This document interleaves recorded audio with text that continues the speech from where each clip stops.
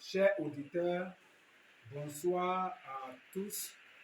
Merci pour votre fidélité à toujours nous suivre sur cette chaîne. Nous avons démarré un thème il y a de cela quelques semaines. Ce thème intitulé Ce qui détruit les relations de fiançage et les foyers aujourd'hui. La fois dernière, nous avons parlé de la troisième partie et dans cette vidéo, nous avons dit que pour construire nos relations, pour construire nos foyers, nous ne devons pas ignorer ce qui est injustifiable. Nous ne devons pas justifier ce qui est justifiable. Lorsque quelque chose ne va pas, nous devons essayer de signaler cette chose, la corriger avant d'entrer dans cette relation. Nous avons dit également que nous ne devons pas aller au mariage, au sexe avant le mariage. Nous devons éviter. C'est des choses qui peuvent avoir les conséquences néfastes sur notre foyer de demain. Nous avons dit que tous les conseils ne sont pas à appliquer. Nous allons écouter les conseils, mais nous devons les analyser et savoir ce qu'il faut utiliser pour le bonheur de notre relation ou pour le bonheur de notre foyer. Aujourd'hui, nous allons parler de la dernière partie de ce thème intitulé toujours Ce qui détruit les relations de fiançage et les foyers aujourd'hui. Et la première des choses sur laquelle nous allons discuter, nous devons savoir que pour construire notre relation, pour construire notre foyer, nous devons essayer de considérer la famille de notre partenaire. Nous ne devons pas négliger la famille de notre partenaire. Autrement dit, nous devons essayer de considérer la belle famille. Parce que si nous parlons de la considération de la belle famille, cela ne veut pas dire qu'il faut partager de l'argent, qu'il faut faire ceci, qu'il faut répondre à tout. Mais nous devons savoir que nous sommes venus d'une famille, nous sommes en train de faire un choix dans une famille et cela suffit pour considérer cette famille. Lorsqu'il y a une situation chez les parents, comment nous nous comportons? Pas nécessairement pour aller donner de l'argent, mais comment nous intéressons à cette situation, comment nous accompagnons notre partenaire. Est-ce que notre partenaire se sent véritablement quelqu'un à côté dans cette situation? Est-ce que notre partenaire se sent considéré à travers ses parents? C'est des choses à ne pas négliger. Lorsque nous regardons dans la parole de Dieu, nous pouvons voir un exemple. C'est celui de Jacob et de Laban, son oncle. Nous avons vu que Jacob était envoyé dans cette famille, dans cette maison de Laban pour pouvoir travailler. Et en temps normal, quand Jacob a fini de travailler pendant 7 ans, il devrait épouser Rachel. Mais après les 7 ans, nous avons vu que Laban, son oncle, lui donne Léa, sa petite sœur.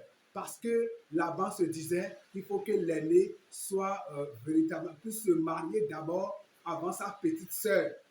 Et ce que Jacob avait fait, c'est ça là qui m'intéresse.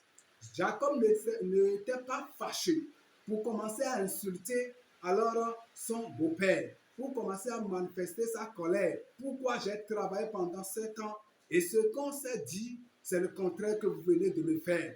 Mais on dit que Jacob a accepté passer quelques semaines avec Léa et il a repris son travail pendant 7 ans encore. Et c'est après cela que Rachel lui a été donnée en mariage. Est-ce qu'aujourd'hui, si c'était nous, nous pouvons réagir pour dire que ce beau-père est mauvais et commencer à l'insulter? Ce que Jacob n'a pas pu faire parce que Dieu a un plan pour lui. Pour construire alors notre foyer, notre relation, nous devons considérer donc la famille de notre partenaire. Ça, c'est un élément capital dans ce processus.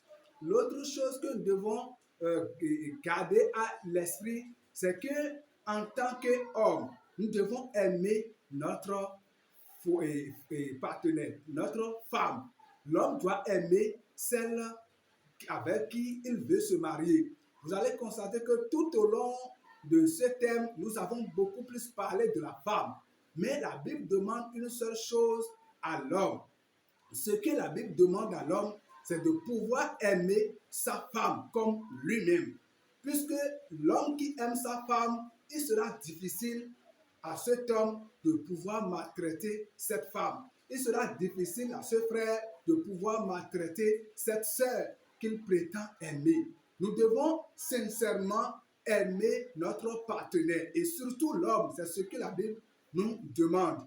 Si nous aimons notre femme, nous ne devons pas faire du mal à elle. Si nous aimons notre femme, nous allons faire régner la paix dans le foyer. Si nous aimons notre femme, nous allons faire régner la joie aussi dans le foyer. Et donc, à l'image de la parole de Dieu, l'homme doit savoir qu'il doit aimer de tout son cœur sa femme. Si nous aimons notre femme, nous lui resterons alors fidèles. N'allons pas faire de l'hypocrisie devant cette femme parce que nous l'aimons. N'allons pas mentir à cette femme. Tel que les choses vont dans le foyer, nous serons à l'aise de discuter avec elle. Pourquoi? Parce que nous l'aimons. Donc, nous devons aimer notre femme. C'est ce que nous recommande la Bible.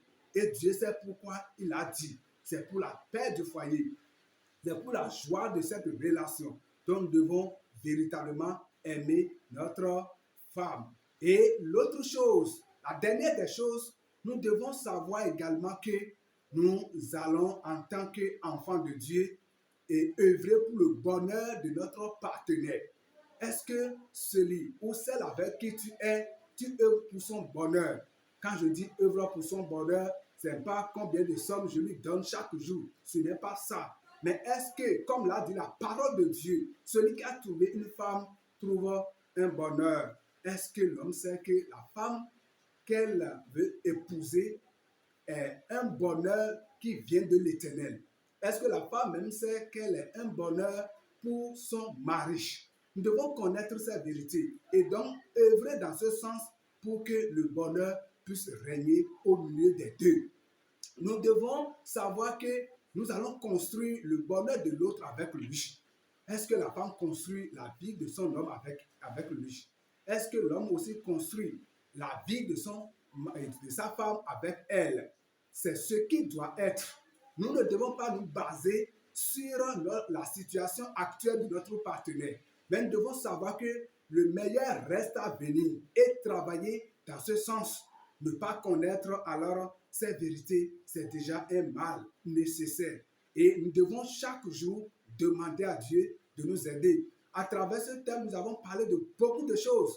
Et je sais que les vidéos à venir vont aborder également d'autres thématiques qui vont sincèrement nous aider à construire notre relation de fiançage et à construire aussi notre foyer. N'oubliez jamais de pouvoir vous abonner à cette chaîne. Et chaque fois que nous aurons une nouvelle vidéo, vous verrez le contenu et cela va vous aider. Même si ce n'est pas vous-même, ça va aider ceux qui sont autour de vous. Nous vous remercions beaucoup et à la prochaine.